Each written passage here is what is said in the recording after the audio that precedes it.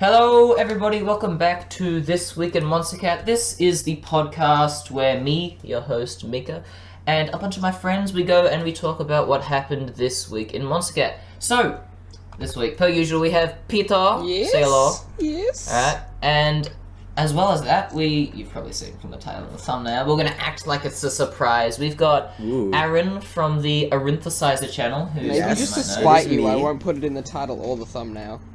There will just be no mention of it, and then you'll just be like, as you know by the title and the thumbnail, and I'll put Jake there or something like that.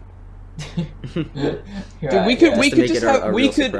we could just have me and you, Mika, and then put Jake in the thumbnail, and we'd fool everyone because Jake doesn't talk anyway. People wouldn't notice. People would not notice that Jake. Jake was there.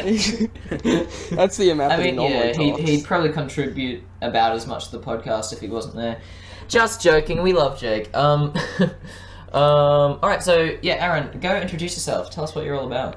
I am a pretty recent, I just recently started making YouTube videos, but I basically just talk about albums and EPs and remix packages, the whole package. And I upload those videos to my YouTube channel. It's just called Arinthesizer. That's pretty much what I'm about. Yeah, and he does videos with his mom on the podcast sometimes. She's the real star. Yeah, that would be great. Yeah. All right. So, just for a little bit of context for the listeners, why don't you just go shout off the names of some of your favorite artists, some of your favorite songs, genres, the sort of shit you're really into, so we get to know you a little better. I really like future bass. That's, if you know me, I love future bass a lot. My favorite EP of all time is Laszlo's Closer EP. Hey. Ooh, that's a good one. Yeah, I don't know, I can't really say my favorite Monstercat compilation album off the top of my head. I really like 017, 019, stuff from that era. That's 17 is most. Alright boys, he's welcome here, we've figured it out. Yeah. Like 17. Yes, alright. But yeah, I like dubstep, I like future bass, that's... Yeah, I thought you were into melodic dubstep, weren't you? Right. 17 as well, like, future bass started on Monstercat. Yeah, right. Reach was like one of the first future bass songs, if not the first on the label. Yeah, because I remember when it 16 or 15. Yeah, I remember when it wasn't the biggest thing in the world, back when it was a small little genre, and now it's like taking the world by storm. Yeah, you can thank Flume for that. Yeah. Yeah. Just joking. I love you, Flume. But yeah. So you like future bass? You like melodic dubstep? So what kind of artists and songs in particular? I mean, I've been digging Grant. I've been digging just like the big future bass names. Conroe, I really like. San Holo. I mean, yeah, I can get down with some of San Holo's tracks. I guess he's more on the trap side of future bass, isn't he? That's true. I'm a fan of Hush. I'm a fan of Soup Andreas. If an artist makes future bass, I'm a fan. Casbo? You a Casbo boy? Yeah, I am a Casbo guy. Oh, yeah, you know what's going on. Subtact? I love, Tunnel Vision is my favorite track of all time, so. Yeah, it's very, very fucking... Yeah, have you heard the podcast where I went on for like 15 minutes about how much I loved that song? For real? I gotta listen to that. Yeah, dude. I dissected like every fucking element of it. It was like it was my favorite song from that album, whichever one that was. 29. That's like, I think. Yeah, 29. And yeah, that's the next episode of my mom reacting, and she reacted to Tunnel Vision, which was exciting. But yeah. Judging by from what I've heard her opinions are, she's probably gonna be like, it sounds like all the same with the other future bass. I mean, she seems to you'll see. I mean, I don't know. Yeah. I'm surprised. I very often find myself surprised by a lot of the things that your mom does and doesn't like. I wouldn't expect to hear anything positive about like Unity or something like that. Right. Yeah, she likes all the bass stuff, doesn't she? Pretty good. Yeah, she likes that. Surprised me. All right. Yeah. Well, this isn't the This Week in Monstercat featuring Aron's mom. This is This Week in Monstercat featuring Aron. So why don't we just get right into the first topic that we're going to be talking about today? So we have the songs. Yes, the tracks. I guess you could say we've got the songs. We've got first off we've got Nova by Ramses B. After that we'll talk about Nurture by Glacier featuring someone or other. And then after that we got Are We Still Young by Grant featuring Jesse Mason. So we'll start off with Nova. And I this week, for whatever reason, I just like hadn't listened to any Monstercat. So all of these songs I heard for the first time about half an hour ago. And I was not excited to hear Nova at all, because I heard from Pete it was just another fucking boring Ramses B doing repetitive housey D&B type stuff.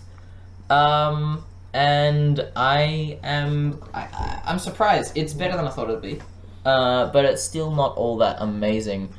I won't go on for too long, but do you guys reckon that because I do, I reckon the intros of this song are the best bits. The intro is what hurt me, though, because I heard the intro and I really liked it, and I was like, hey, this is really cool, it's got all those little sprinkly, complex melodies, and then it goes from that, and within a second, it feels like, it's just like, none of that, and the drop's just a lot more basic. Mm-hmm. The intro reminded me a lot of almost like The Veil, with those sort of vocals it was having, and it sounded like one of those really good complex Ramses B songs with like you said, like those melodies that are like scaling and twinkling everywhere, and you've got all the backing melodies, the basses, and you've got that really like this song has great build-ups with the way that the D&B beat sort of fades in and shit, and with the melodies increasing and all that, and it's quite a generic style of doing a build-up, but it's just done really, really well here. I agree. But from what I've heard Pete say, I think he'll agree that the drops, they're such a letdown. Yeah, I know, right? It's just disappointing. They're not even that bad. It just doesn't sound like it fits with what came before it at all. It's totally. Like, I every time I hear the intro of the song, I'm expecting like fast, crazy, glitch hoppy, or like one of his better D&B tracks. Or but like this We is Love or something like that. Yeah. Right. I was totally expecting something like that, but then this was sort of just like much more as neon rainbow sort of, bit like Faint's new style, We Won't Be Alone, all that sort of stuff. Side of like melodic D&B, I guess you could call it. And I think as the drop goes along, it gets better, because these drops, they last like a minute and a half each, and the first couple bars of them are really bad, and they just sound like that sort of repetitive D&B thing. But as they go along, they do change up a bit from what I've noticed, and they do get better and better, and as they start taking being less melody focused, being a bit more bass and beat focused. And on the beat, for one of those types of, generic melodic D&B songs, I actually reckon it has a really good beat, because for the most part it is your standard 4-sample, loop, but every bar or every 2 bars or whatever, it has like a little drum break, which is always a nice thing, and that's better than most of these sort of songs do when it comes to beats. But also the bit after the drop, I absolutely love. Oh yeah, all of the off-drop segments are those are great. They're amazing. I really like the atmosphere on those. The general atmosphere of drum and bass as like a genre. I don't know. I find it really cool. Even though like drum and bass as a genre is kind of getting a little old for me, because we've seen artists like Ramses B, Faint sort of go for this, I don't know, sort of repetitive style of drum and bass, and I'm not really the biggest fan of it. There's like really only so much variety you can get with a genre like drum and bass. But I mean, for a long time, drum and bass was my favorite genre, and it might still be. I'm not 100% certain, but this is not what makes it that good, though. No. This is like recently drum and bass has not been doing too well. Like it was, the times when tracks like Don't Forget, Timberwolf, friggin', all of Muzzy's stuff, basically, from the Phantom onwards, all of Protostar's D&B, like all of the faster direct stuff, which I know is breaks and not D&B, but it's still like it still carries what I love about D&B in there with the complex beats and all that. That sort of thing, and Faint before he turned shit, Buster, of course, all those things I love. But now D&B's sort of gone the way that melodic dubstep went. It's gone the way that drum step's going. It's gone the way that a lot of it's sort of almost like reverse, because it's almost like reverse Future Bass, because Future Bass started off really basic and stuff, and then it got more and more complex. But this started, like D&B and all these genres started really complex, but now they're just getting more basic, more drawn out melodies, less bass. I don't know, I feel like drum and bass was a bit of a bell curve, honestly, because I reckon the start of it, like what is considered by a lot of people to be considered like traditional drum and bass from like the early 2000s and Wait, she started in the 90s. Yeah, like the very first of it is very. It is what it says on the tin. It's like drum and bass. Yeah, it all sounded sort of like a 0G. Which was quite basic, but then it kind of went in this bell curve up as we got to the songs that you're talking about, like Timberwolf, and now it's heading back down, but it's heading back more on the other side melodic of the spectrum. the more melodic and housey side. Yeah, it's disappointing, and I don't know if I can even say that drum and bass is my favorite genre anymore. Like, I don't know what could take its mantle, but I mean, honestly, like, with the way I've been going to music recently, it's probably just chill. Overall, is my favorite genre over the last year or so. Like, almost all of the time when I want to listen to music, I just want to chill out, listen to some, some trip hop, some lo-fi hip hop, chill sort of stuff, or some direct or that sort of thing. That's what I really get behind. But yeah, we've gotten pretty far away from Nova. Do you guys like that it goes drum step on the second? I actually do. I really think the long drawn out well. melodies works well with drum step kind of style. It's a good drum step beat too. I agree. It's far less repetitive of a beat than the generic 4-step or D&B beat. And it almost reminds me of like a good dubstep beat, like you know what I mean? With that's beat. What good drum step is. Right. To me, it's a more complex dubstep beats that are just a little bit faster. Yeah. Yeah. Yeah, it's good. That being said, though, the melodies and stuff over the top is still pretty bad in this section, but the drops get better as they go along. Yeah. I mean, I think it's a cool progression from the first drop, which is just drum and bass, to the second drop, which is more along the lines of drum step, because it kind of keeps it goes back to D&B later on in the drop. Yeah, that's true, but I think like it keeps the same melody from both drops. I think it's a good progression. It's not necessarily like anything groundbreaking, but obviously we just discussed how whatever we already talked about it, but I think it's a cool progression, and I think it's really respectable when a song can just keep sort of consistency, Yeah, keep what made the start, sound like the start, but also let it change. Yeah. Does that make sense? Like, stay, what's the word? Stay, like, I guess consistent works, yeah. Stay consistent, but also have enough diversity to make it not just repetitive and boring. Right. But yeah, like with the pattern, the rest of the song seems to be going with the outro, another off-drop segment is just really good. And yeah, do you guys have anything more to say on this?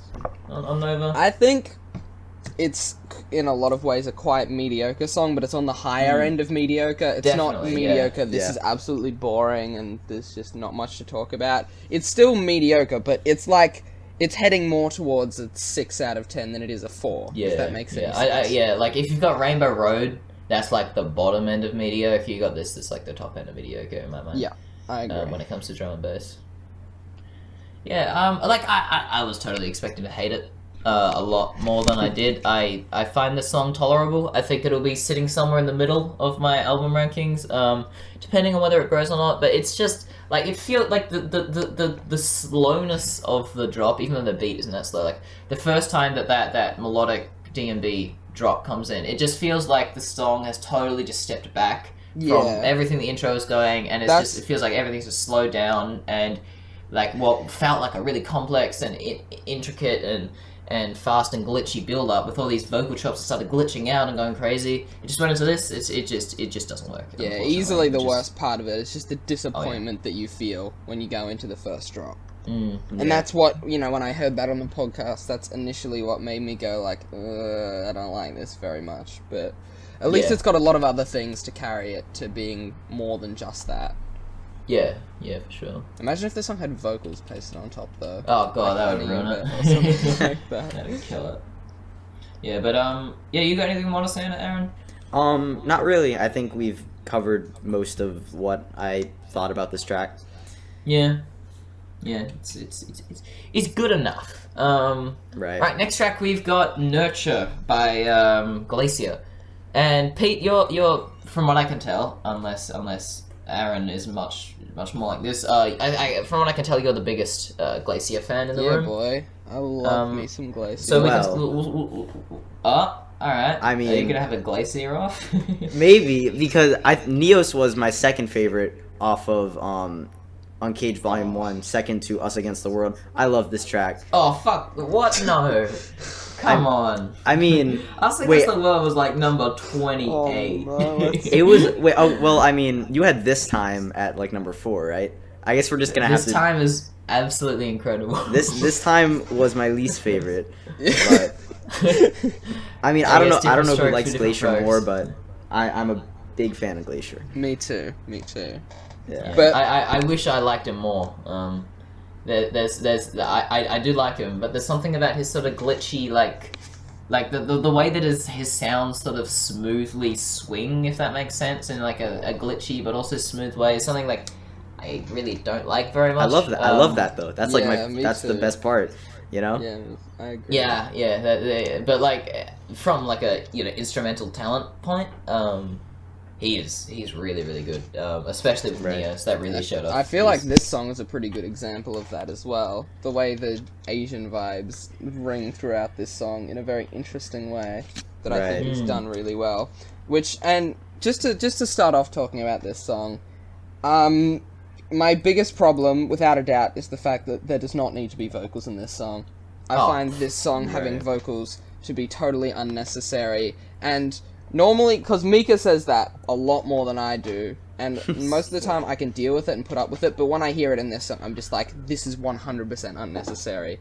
There is absolutely They're not even no like, it's not reason even to be. like her singing is all They're that not bad. No, It's no, just- the vocals are fine. It's just like there's no reason for them to be there. Yeah. Is the thing. Right. I just feel like a song with this kind of theme, especially because the vocals aren't even bad, but I don't think it fits the theme very well either. I I don't agree think with her you. voice really has what this theme is going for. That being said, I think the intros and everything that doesn't feature the vocals I like a lot, and the drops, I really like the mesh of the very Asian sounding melodies with really cool like background layer glitch hop sounds as well. I think it fuses in a very cool and interesting way.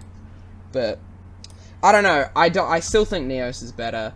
This probably fits somewhere in between Neos and Dancing by Myself. I probably like this song a little more than I like Dancing by Myself, but not as much as I like Neos. But I honestly, I'm still yet to find out how I really think about it, because I do like it at this point. But I Mika, how at the start you said you hadn't listened to that much Monstercat this week.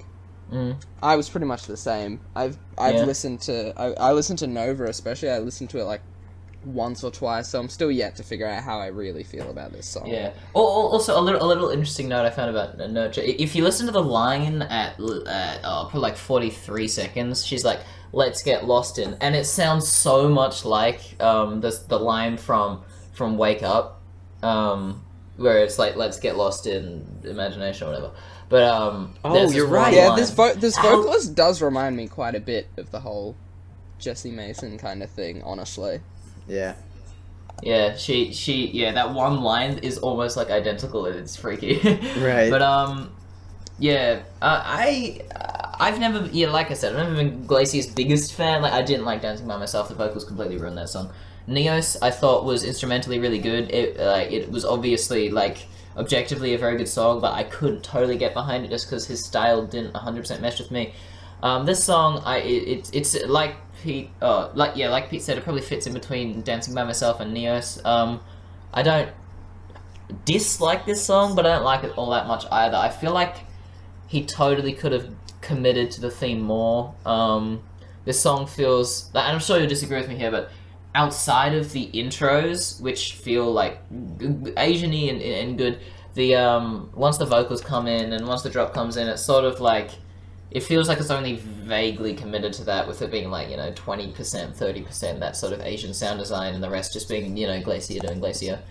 And it's just, the drops, they're just a little basic, and the vocals aren't that great, and the intro's really good, but once the future bass, background basses and beat comes in, like, it's got that beat which is in every single future bass song. The first song I ever heard it in was Time by Stabs, and now every song uses that exact same beat with the exact same samples. This song does that, and I feel the vocals, like Pete said, are unnecessary. The drop is good. I like that he went out of his way to try and get a new theme, but I don't think he completely nailed it here. I think he could have committed way more to it, but He's still got some pretty inventive sound design, and the way he uses that pan flute and the way he uses that Chinese guitar in the drop to sort of like mimic sort of trap or future bass sounds, but with that obvious Asian sound design, I think was really inventive. And even if I don't, in a similar boat to Neos, even if this song doesn't totally rock my boat, I can totally see the talent behind it, and I respect him for trying something new. And also, the album art's the best part of the song. I fucking love that album art. It's so cool. That's very true. Aaron, you go. I mean, I agree with you guys on the vocals. I think they do, like, they don't make the track bad. They're also not necessary. I agree with you guys. But I think that the theme, he doesn't really have to fully commit to it, in my opinion. I think it's good for an artist to have a style and a consistent sound that he can go back to without necessarily keeping all of his releases the same. And I think Glacier has been doing a great job. He's established himself as this artist who has this glitch hop and really funky sound. But his all three got a bit of that, got a couple of haywire synth vibes and that sort of thing. Right, and that's cool. But he's been doing a good job at varying his releases. All three of his releases on Monstercat have been different, and they've been unique in their own way. I agree with both of your rankings about Neos, then this track, then Dancing by Myself. But I think he's been doing a great job, like, in terms of him being an artist releasing tracks on a label. He's been doing a great job at having a style, keeping a consistent sound, while still having his releases be varied and having his releases be interesting. Like, I'm really excited for Glacier's next release, because really I don't know what he's gonna bring us. Like, I would have never expected Glacier to put out a track with an Asian influence. That's really cool. You don't hear it a lot in electronic music, an Asian influence. It's like Gunmetal Black and Wuxia. Right. That's about all I can think. You don't really hear about that, like, you don't hear that kind of influence a lot, and I think that Glacier, just as really an artist, he's doing a really good job, in my opinion. I agree. I think that was very well said. I agree with that completely. I really like about this song specifically how in the drops it feels like it's kind of I feel like the drops are like split into thirds. There's the 1/3 that's the Asian melodies and the sounds. There's the 1/3 that's the really smooth and like funky kind of backing, and then there's the third, which is like the glitch hop sounds. And they all kind of come together to make this one thing that doesn't feel like it should work, and for some people I'm sure it doesn't, but for me I think it really does work, and it's a very interesting way to go about doing it, because the glitch hop sounds feel more background than they do in a lot of other glitch hop songs, but there's something about that I think is interesting and just works. Yeah, totally. Like, I'm not gonna for a second say this is a bad song. I think this is a very well produced song, very well, conceptualized. It just like this is a good song. It's like a 6 to 7 out of 10. But as with all of Glacier's other releases, his style just doesn't 100% mesh with me. But totally respect him as an artist who has amazing talent when it comes to making music. Yeah. But you guys got anything else to say on this? Not really, no. Yeah. So that will move us on to the next track, which is the new Grant song, Are We Still Young? And I was scared this day would come. I knew that he couldn't stay great for, like, how many releases has he had now, excluding this track? He's had 3. 3. Like, each of which were as good, if not better than the next, right? He just kept delivering interesting, unique songs that had great sound design, were really interesting, like I said, really unique, that all like worked together and worked on their own merits with great vocals. And so I was like, one day he's not going to be able to follow up, and that day has come. This I thought I'd be the only one. Totally feels like him just going through the paces, if I'm going to be honest. It just feels like Are We Still Young is just sort of Grant being like, I don't have any particularly cool or interesting ideas to make a track with, so I'm just gonna go with, like, it doesn't really have any concept or theme to it. It's just like a Grant track, and not a particularly good Grant track at that, unfortunately. One thing I do really like about the track is it has these like little bass house notes in the drop every so often. But that's about all I really like about the song. Everything else sort of just is okay. I've really liked Jesse Mason in all of his other tracks. Especially Wake Up. I fucking loved her vocals there. But here, they are not very good, in my mind. They don't have the levels of distortion and dreaminess that made those other songs that she was in so good. And here, they sound much more just like a chick singing, which some people might like. I don't think she sounds as good, anywhere near as good like this. And the drops, it just doesn't feel inventive, and it doesn't feel like it has the life in it that the other tracks did. It doesn't have the amazing sound design that really made all those other tracks special. So yeah, I don't have much to say on this at all. It's just the day has come where he finally wasn't able to put out a release that held up to his others. Still not terrible, but not great. Well, I'll let you guys go. To come off from what you said, I also am not the biggest fan of this track, but honestly, it's for reasons that I disagree with some of what you've said, and that's part of the problem, is because you say it's not very inventive, and it's like Grant going through the motions, but the one main sound that he uses in the drop is not something he's used before, so in that way it is kind of new and inventive, but I just do not like it. My main problem with this song is just the main sound, the main vocal choppy sound in the drop just feels kind of for his. It's one of those things where it sounds generic and like something I've heard before. I just can't put my finger on what. Definitely, because I hear that and I'm like, this reminds me of a generic future-based thing that I've heard before. I just don't know what it is, and it's really disappointing because the problem is the drops are like mostly run by that one sound. And that's pretty much the only thing there is. And I don't like that sound. So you've got one sound that it overuses, and that's pretty much all it uses, apart from little bits of variation here and there. So you say it's like him going through the motions and just doing a normal Grant. If this sounded more like a normal Grant, I'd probably like it more. It just doesn't sound like what I listen to Grant for. And I will say, I like the second drop. The second drop sounds more like traditional Grant and what I'd listen to him for.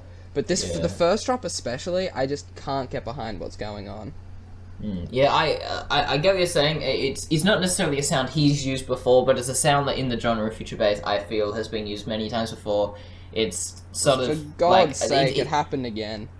What happened? I had one of those moments where I was talking and going on a big spiel, and then you guys just couldn't hear me anymore, and I couldn't hear you anymore, so we're probably talking over the top of each other in the recording. Oh, no, we weren't. Like, I only started talking about 3 seconds ago. Okay. I heard you stop, and I'm like, alright, I'll talk now. No, we heard, like, that entire spiel. Right, good.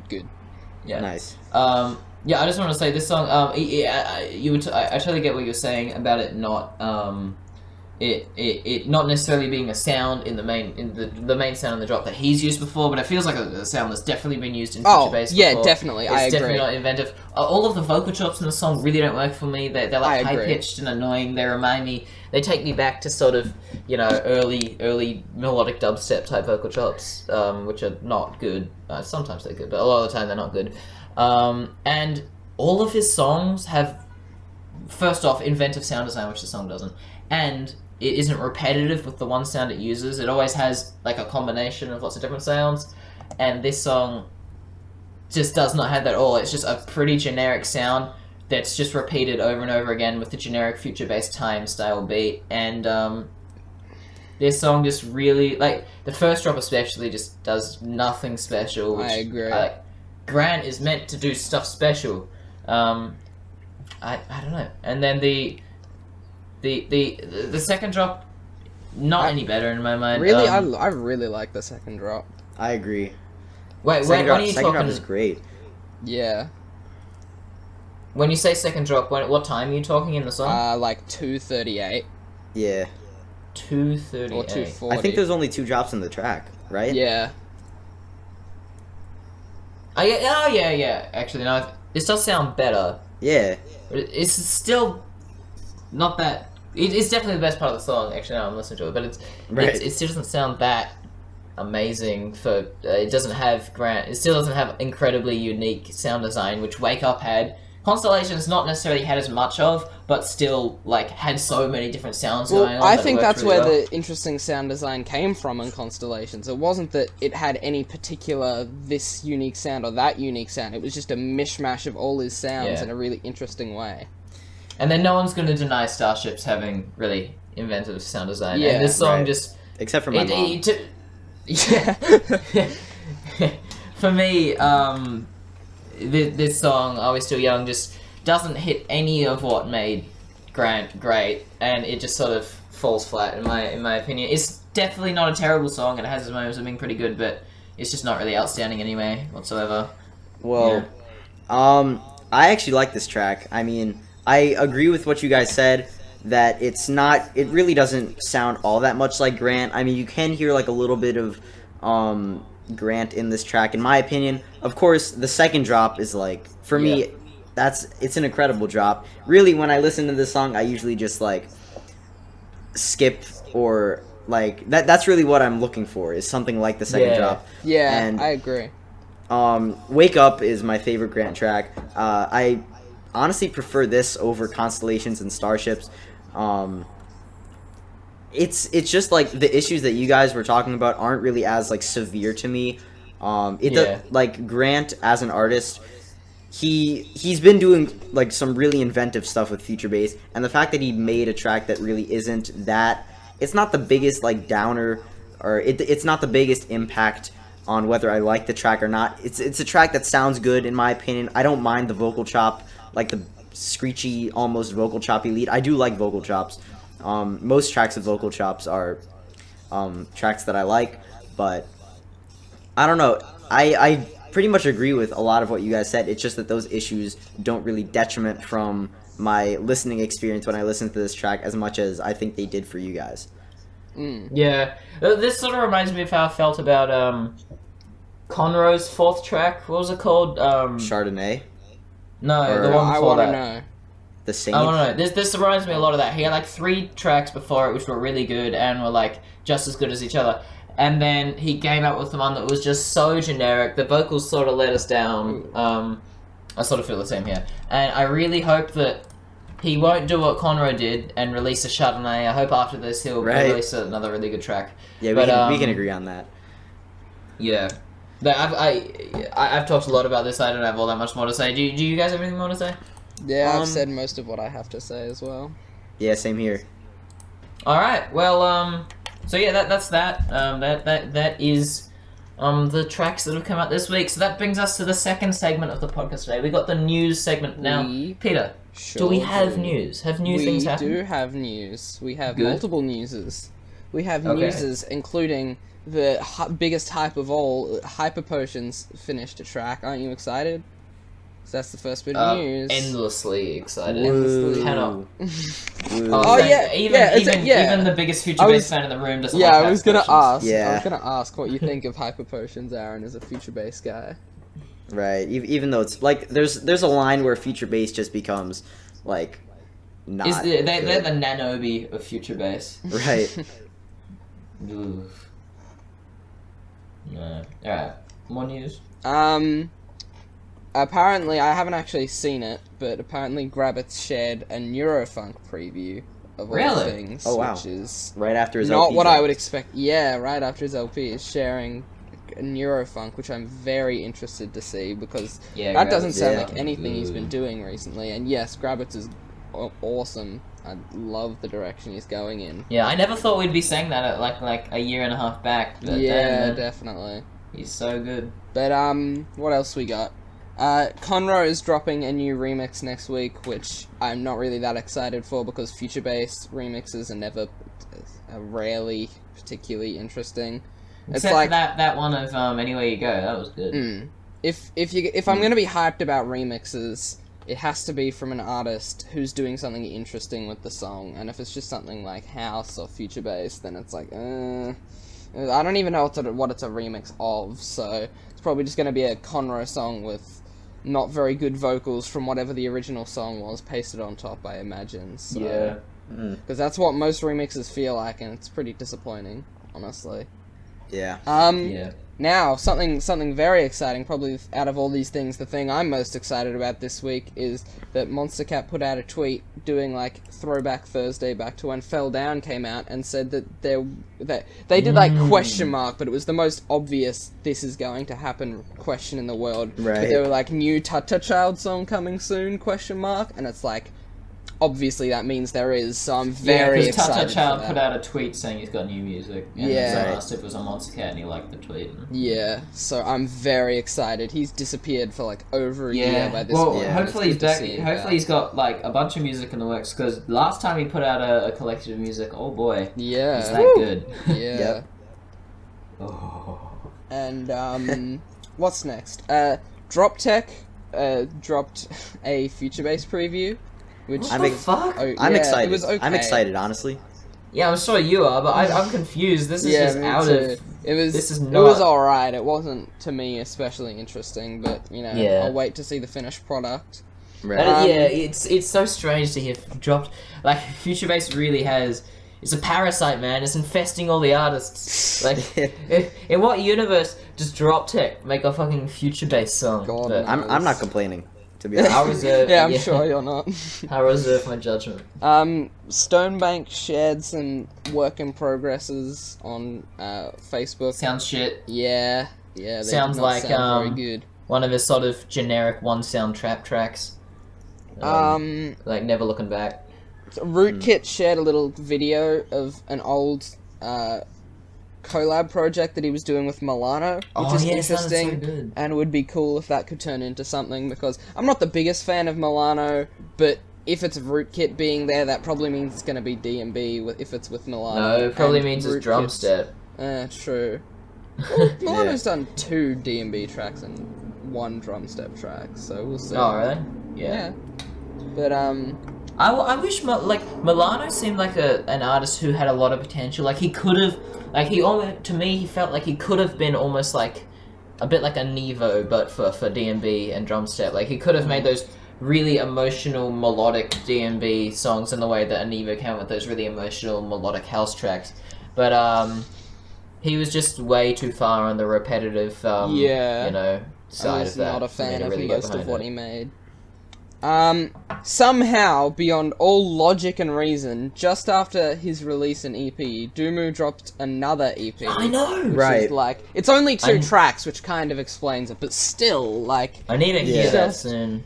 yeah, I'm massively behind Doomu after I the love him so Illuminate much. EP. He's I so listened to a couple of the things that he did before the Illuminate EP, and I was already like, this is really good, and I'm already behind this. But after that EP, I'm just like, okay, all right, Yeah. you're a great one. Here's something that I am sure Mika will be happy to hear about. No Manner and Rez are doing a track together on Mousetrap, which was Really? previewed on, like, there was a Facebook video or something like that. So Oh, that's are you sure it wasn't just the Rez The remix? of? was it? I don't think so. Yeah, Rez remixed the No Mana track. Like it came out like 3 days ago. Yeah, that's Clear, already right? out. Yeah. Was that what it was? Because It was a Rez remix of Clear. Clear being No Mana's best hang song. on, let me just put this in here, because it's not like it's from what this video seems to show. It looks to be something. like it's a not full-on saying collab. remix of, because it says up the top No Mana times Rez. And Okay, probably is so then. I think it is an actual collab. But that track. Rez remix of that No Mana song was fucking sick. Like everything Rez does is amazing, pretty much. Oh my god. Yeah. We got more stuff. We do. Something that I was very happy to hear about 6 days ago marked the 3-year anniversary of Monstercat 017, which is my Oh. personal Still the favourite best Monstercat compilation album. I'm sure I've got partial bias towards it because it's my first, but I don't even care. I don't have love bias, it so and it's still the much. best. Yeah, it's such a fucking good album. So I Yeah, thought we're- we would just bring some attention to. Yeah, like the best album for chill D&B. Oh my god. It's in 3 years though. I know, That's it's so insane. long. That's That's crazy. absolutely insane. Yeah. Um, I started listening at 20, so nearly 3 years. and the last piece of news we have here is that Direct released his track Oracle Heart with Danica Nadeau, which I have not heard yet, but I am still very interested to hear because I don't like Direct. Have you heard it, Mika? I've not. Direct is amazing, but like I said last week, I'm scared. It's got Danica. I fucking hate her. I'm interested. I'm interested. But her to last hear few what it performances, was. her last 3 songs have actually been really good. Autonomy, the Eminence one, that was good. Oh, yeah. And that one with Trivector was tolerable. Limelight. I mean, she hasn't been in a lot of releases. Like, definitely not as many as... She's as been away for Not ages. Not as many as Not 20. Right, that's the Nika 5. album. Yeah, it is. 20 had 5 Danica tracks on it. It's like, Jesus Christ. 5 on one. Tell you a song that I never realized was so fucking good until this morning. Inside by AU5 is fucking awesome. It's got song. Danica, right? Yes. I was never the biggest fan of that song. So emotional. So nice. As someone who really likes the more houseier side of AU5, It really, like, to me, That's a great adjective, by the way. Houseier. Yeah. Thank you. But that to me, one's it probably sounds the one a that I lot can't like get a behind. really good melodic dubstep song, but with a faster tempo. It's got a house tempo, so that's what I like about it. Also, Invisible, I thought was terrible. It's actually pretty good. It's alright. I actually really like it. It's very nice. Emotional house. It's good. Yeah. What's next? Nothing. Nothing. Oh. We're done. All the news. We All the news for this week. Newsed out. Unless anyone remembers anything that I forgot. I don't remember anything. This seems like it's going to be a bit of a shorter week. That's fine. That's fine. We can have hour-long episodes in between all the 2 hour, 1 hour and a half. The average length of these when we talk about 3 songs, you'd be surprised, is like 55 minutes to an hour. And Yeah. I think that's fine, honestly. As someone who's been having less and less time to listen to things lately, having podcasts that are like an hour is totally cool, honestly. If it goes for too long, that viewer retention just goes out the window, honestly. Yeah.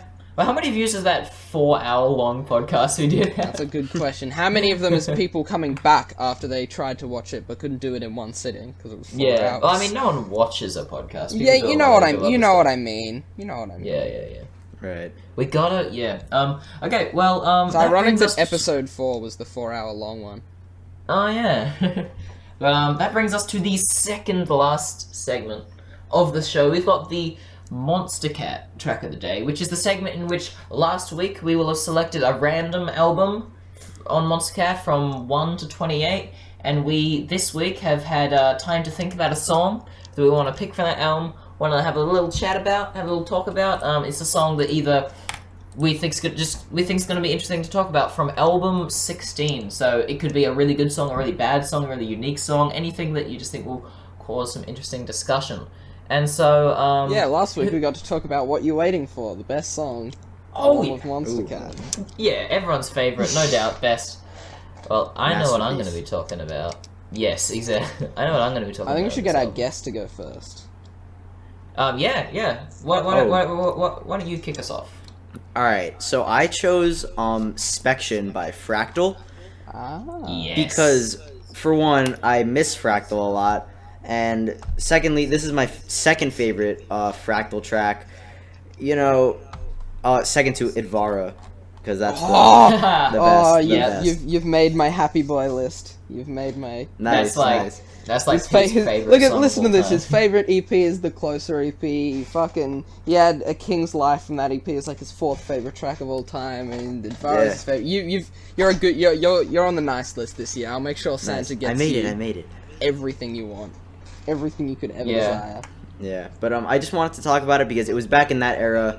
016, I feel like 016 is kind of the start of that period where everyone's favorite album is. Like, from 016 to 019. Like, a lot of people's favorite albums are in there. This is a drum step track, which we don't see that much of. It starts off... the beat is so good. It's so good. It's really... It goes from this really cool, like, atmospheric thing with those vocal chops. Fractal's tracks do a really good job at, like, sort of taking their time to build atmosphere, and they build up, and then the drop is just really good. I really like Fractal is like he's one of my favorite artists on the label. He hasn't released much recently, so I haven't been able to really judge him that much recently. But fuck, like those times, basically from Gaia all the way back to 16, or maybe even back to 13 with that EP, which had Smoke and all that on it. His talent at like combining really, really well produced, almost like chill instrumentals with amazingly heavy and complex drops and good beats and everything. He's just when it comes to heavy, like when it comes to dubstep and like heavy dubstep, heavy drum step, that sort of stuff, he's just like it doesn't get better than Fractal. In my mind, it's just fucking amazing. Oh, and he's so good at when he wants to do glitch hop as well. It's incredible, which he's only done like on label he did that once, and off label he did it with twice. What was that song called? What was it called, Pete? Which one? His off Monstercat glitch hop track. By Fractal. Fuck. What is it called? We like. Oh, it's such a good track. What the fuck's it called? Hang on, I'll find it. I got this. Don't worry. He's also the best chill artist. Aver by Fractal is like one of the best glitch up tracks ever. That's awesome a great song. track. It is. Yeah. But yeah. I want to steal your thunder. Go tell us about Spection. I don't know. Just like at the start, it's really atmospheric. And then once you get to the drop, sort of what you said, he takes this chill instrumental, but he also does a really good job with the heavy stuff. And this track is kind of a 2-in-1 package deal, you know? You start off with this chill, atmospheric, the vocal chops. As I said earlier, I am a big fan of vocal chops. And once the track does build up, there's this cool, like, sort of evolution into the dubstep drop. The way this track sort of transforms itself from, like, an atmospheric, chiller vibe into a banger of a drumstep drop. Or drumstep drop. That's a tongue twister. That's just really, it's really cool in my opinion. Yeah. Yeah. It's just a fucking amazing track. Pete, do you like it? I do. Because from what I can tell, you're pretty hit or miss on Fractal's heavier stuff, aren't you? No, I wouldn't say heavier is the right way to put it. Just some of the genres of like dubstep and drumstep in general. It's just where I'm a bit more hit or miss. It's nothing to do with thinking it's too heavy or anything like that. It's just some of them, I don't know what it is about some of them, but some of them I can't get behind. Honestly, most of the time Fractal does it, I'm pretty behind it. It's just a lot of the things that AU5 has done, like Blossom, I'm not the biggest fan of that, and a lot of his solo stuff I'm not a big fan of. But Fractal, I think he does it pretty damn well most of the time. Oh, definitely. He's fucking amazing. Yeah. I'll go next. Like, this is such a fucking good album. Just looking at it's later on, we might do a little call out of all the great tracks, but like, it's so hard to pick. But like, when I'm going through this album, what he's gonna talk about. There's only one track I could pick. I mean, like, I wonder. It's in my top 5 favorite songs of all time. It's got the best vocals on the label, maybe only the Skyline being its only competitor. It's so unique, it's so beautiful. I never hear people talk about it. It's Daydreamer by 2/3 featuring Bijou. I've just recently come to realize how just like incredible this song is, and it doesn't have a moment there isn't a single second that isn't just so beautiful and so the way it combines like heavy in the drop, chill in the drop, beautiful vocals, which I'm so happy I can say I like vocals in a song, because when I like them I just fucking love them so much. The sound design is just so inventive. It's got this like old-fashioned sound with like records, like record crackling, and like these instruments that I don't even know how to describe them, but I've just never heard anything like it, and it's just so amazing. It's just it's the only song on the entire label that sounds like this. There's nothing else that I can even compare it to. I genuinely can't put into words how much I love this song. It's just Right. Yeah, that's my. How do you guys feel about it? I like it. I mean, I'm listening to it again right now because I haven't listened to it for a surprisingly long time. But 2/3 is just like an incredibly talented artist. Even as Luther, I think that he's incredibly talented.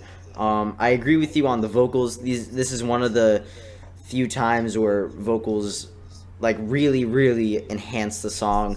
For sure. I really like how the beginning has this like almost vintage sound, as you were that's a good word to describe it, isn't it? Yeah, and it's chill. It's not, it doesn't really go all that heavy. It doesn't need to go that heavy. It keeps a theme.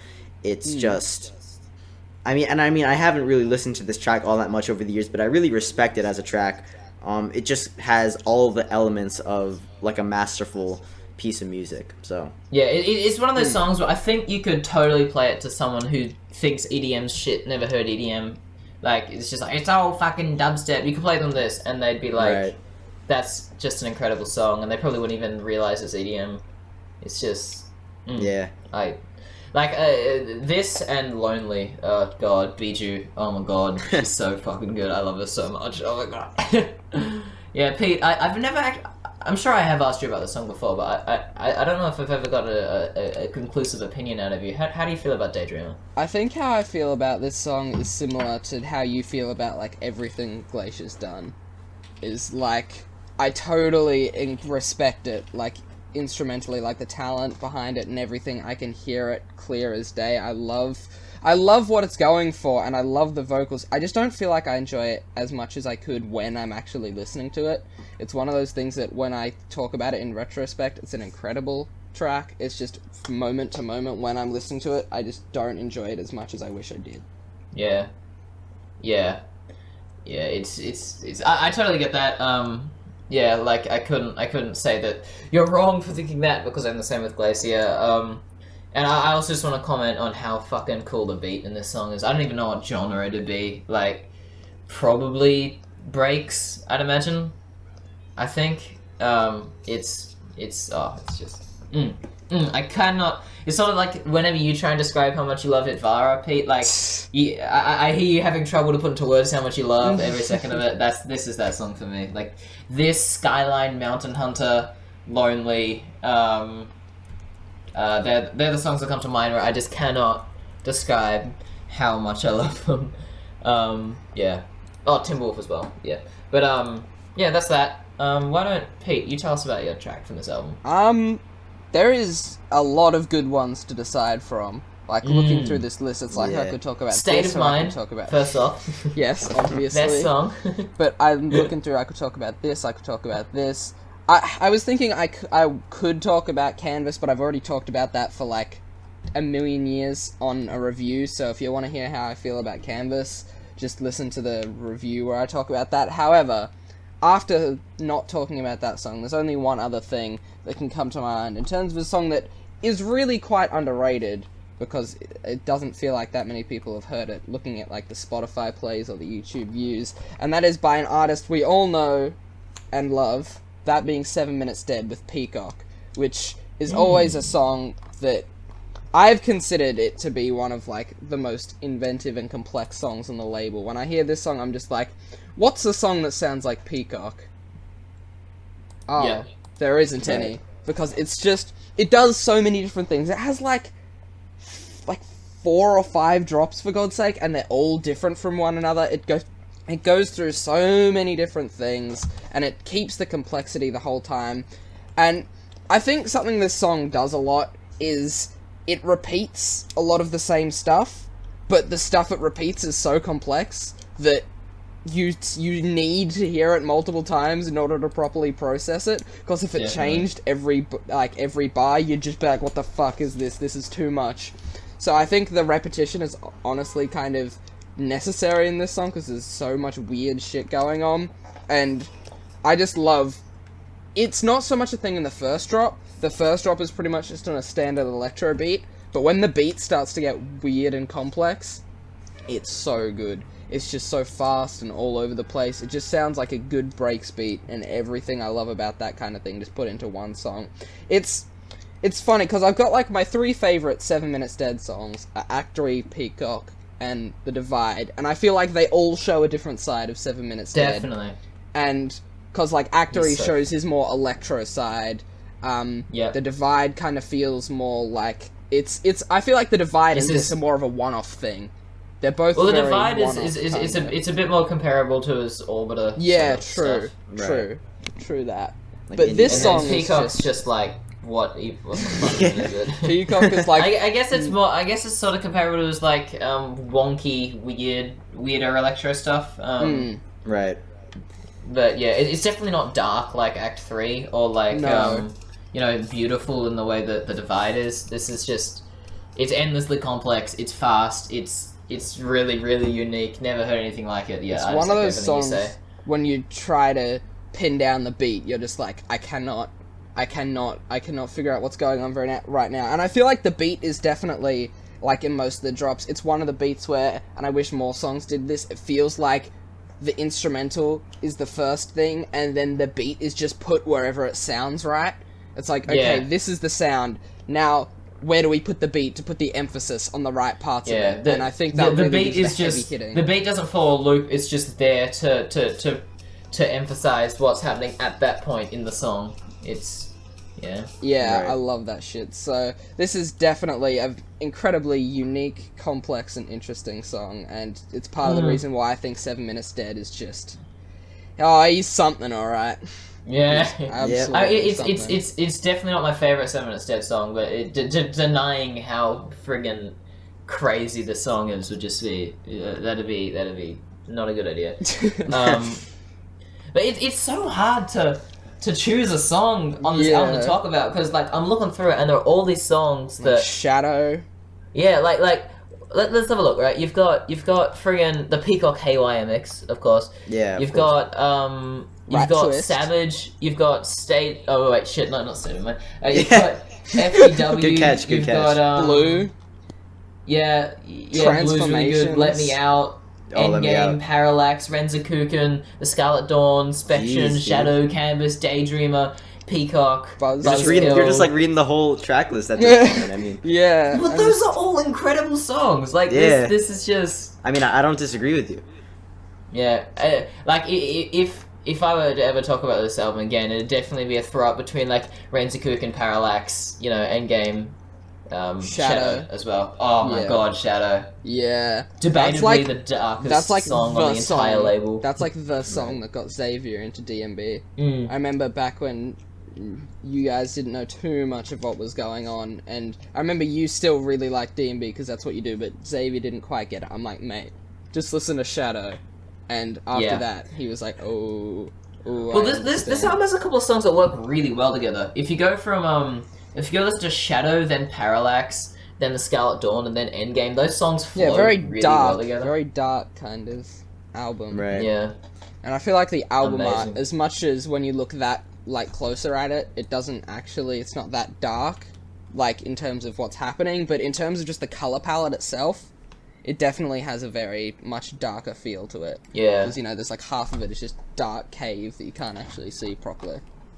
It's fucking cool. Like, this, like, 16, 17, 20, 21, they're some of Monstercat's best work. They're just fucking amazing. I definitely think the era of things being at their best would be 2014. I'd say, of course, I reckon that's my favorite year, but I'd say just if we're going from one album to another, I think from 14 to 21 is like the absolute at its peak. Yeah, because 21 was like, just after 21 was like, oh, let's get future bass. Let's get 21 felt like the 2014 Bass album of 2015, and then 22 was when it started to change. Not to say that it got worse necessarily, because 22 especially is a great album with a lot of good stuff on it, and it was like the first album to have every single genre on it. But it's just different, It's just different from what it used to be. 20, like, I feel like a lot of the albums from 14 to 21, like, actually worked really well as albums. They weren't just compilation albums, though they were obviously compilation albums. A lot of the songs did flow together well, and the albums felt a little more themed. Like, 17 obviously has a more chill, melodic, beautiful theme, right, which runs between a lot of the songs. And 20 has a lot more of these sort of inspirational, uplifting, upbeat songs, and 16 is much darker and lower, slower.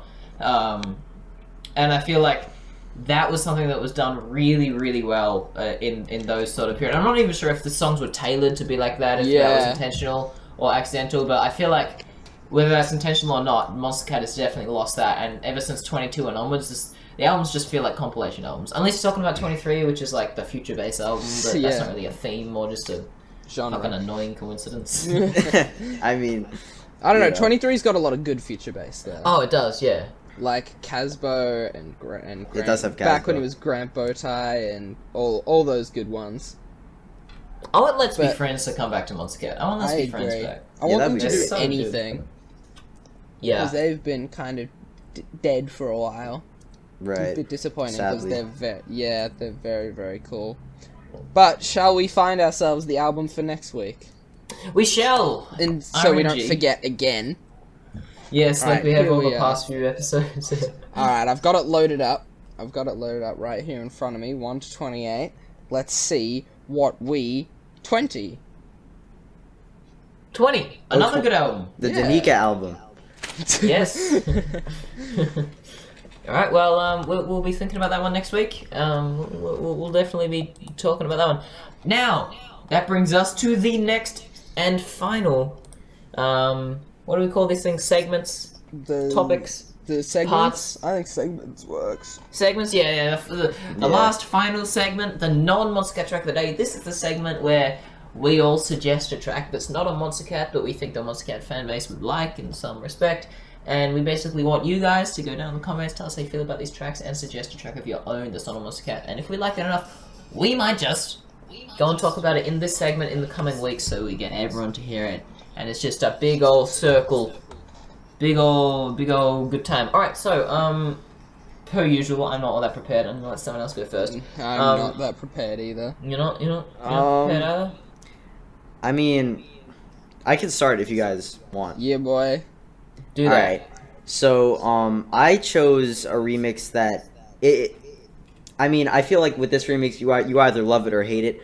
I chose a remix of Deadmau5 Let Go, and that was a pretty big remix competition, and it's a remix by Wait, Coat- did Let Go have a remix thing? The one Yeah. with Travis? It did. Huh. But I chose a remix by Kotek, who did the Anywhere You Go remix, and Oh! this is He did a... Yeah, this is a really interesting remix. I've really been in love with this dude ever since he won that remix contest. That remix was super inventive and unique, in my opinion at least. It was kind of controversial, Oh, but yeah. I thought that remix was super inventive. He has got an EP out. He's got some incredible remixes out. So Kotek, he's really been an artist who I've loved. Deadmau5 himself is kind of hit or miss for me, as I did say earlier. But Kotek, I was really interested to see what he would do, because Let Go is like a progressive 11-minute track, and Kotek is a guy who makes glitch hop and future bass, and I was not sure what he was going to do, but I personally think he nailed it. There's a lot of cool atmosphere, there's a lot of guitar, there's a really cool use of arpeggios in this track. I feel like if you liked his remix of Anywhere You Go, you're going to like this, because he uses a lot of similar sounds. Kotek definitely has a distinct style. He does some cool stuff with the intro, but really, the reason why I love this track so much is because of the drop, and I really dig unexpected drops, and this one it kind of comes out of the blue. It's absolutely insane. It's just like this complete like flood of sound and growls and arpeggios. There's just sound everywhere. It just like instantly turns from this, I guess, calmer section with Gravitz's vocals into this like euphoric mess of sound. It's basically just like a flash mob of glitchiness. It's really just an insane track. This might be a little bit controversial as a recommendation, but it didn't win the competition because it's not really the right style for Mousetrap as like a label. But I think that this is definitely an insane remix, and I've been really enjoying it recently. So yeah, definitely not on the Mousetrap sound, but from what I've heard, it sounds fucking amazing. Right. Yeah. So I'll go next. So recently, I've been listening to the guy Castle, who made the guy Castle who made the Build the Cities remix. Yeah, the Build the City remix, right? Which is an amazing remix. I agree. And he has this. He has this album that came out. When did it come out? It came out in 2016. Called Reflections, and it's a 12-track long album. I'm not going to suggest the entire thing. I'm just going to suggest one track. I'm just trying to figure out which track that is, because this album it's got some like really interesting combinations of trap, future bass, like chill sort of almost R&B vibes, but done really well. Its only issue is that from time to time it has the sort of Daft Punky voice vocoder thing that it does, but this album is really insane, and if I could suggest any track from it, it would probably be this really good chill D&B type track called How to Love by Castle on the Reflections album. And if you like that, please listen to this entire album, because it is such an interesting such an interesting combination of so many different sounds and themes and stuff, and it was totally not as expected from Castle, but it has that sort of deep, echoey reverb running throughout the entire thing that made, you know, that Castle remix so cool and interesting. And Right. his sound design is just so offbeat and interesting, and yeah, just really wacky and great. So yeah, go check out How to Love by Castle, and if you like that, go check out the Reflections album. It's pretty fucking insane. Yeah, so that's my spiel. Or spiel? Well, I guess that leaves only one person, which would have to be myself. I want to talk about a song that I don't think I've mentioned this song before, but I surely have had to mention this artist at some point. That is Shirk, who is an artist who is more on the glitch hop side of things. He's got his own sound, and some of it is better than others. Unique. He's very unique, and probably when I think about it, my favourite thing that he's ever done is from this EP/album called The Wanderer, which is this song called Dirty Hands, which is absolutely amazing. It feels like one of those songs which I don't think, considering my normal taste, I should like that much, but I absolutely love this song. It's one of those songs where I thought didn't like the vocals very much, but going back and listening to it, the vocals fit the song so well, and I think it's absolutely awesome. It's a song of two halves. It's got the more faster, I wouldn't necessarily say upbeat, but more energetic parts of the song, which are like at the start of the first half and the start of the second half, and the vocals are more prominent and they have like full-on lines, but when you get to the darker sections of the song, it slows down and the vocals start to only come out in short bursts, and I absolutely love the dark side that this song is going for. And I haven't paid enough attention to the lyrics to know what they're about, but it sounds like something pretty fucked up, because it's talking about like the blood of the innocent and something about the life of your friends and something like that. So it sounds like whatever's going on, someone's done something fucked up, and I have to look at these lyrics and see what they're about, because it's fucking cool as hell. So if you've heard Shirk before, but you haven't heard this song, make sure you do it, because this is him doing dark stuff at his absolute best, if you ask me. Alright, so that, I believe, takes us to the end of the podcast. I would like to, of course, thank all of the listeners for listening. I'd like to thank you two for coming on with me. Thank you, Pete. Thank you, Aaron. Where can people find your content, Aaron, if they want to find it? It's on YouTube. That's where I am. That's where I live. I have like a Twitter account if you want to like contact me ever for whatever reason. But YouTube is where I post all my stuff. Yeah, and there should be a link down in the description to his channel, it's called a Synthesizer, right? Right. Yeah. So, if you like music reviews and stuff that are actually uploaded consistently, unlike us, go check that out, because that's some good stuff. Like always, thank you, Pete, for coming on. Down in the comments, everyone who's listening, go tell us about how you feel about all the tracks we talked about today, including the non-Monstercat track, the Monstercat track, all the songs. Tell us how you feel about the news, if there's anything interesting. We try to reply to all the comments. I think we get, like, a good 95% of them. Thank you for listening. We will see you next time, and, as always, goodbye.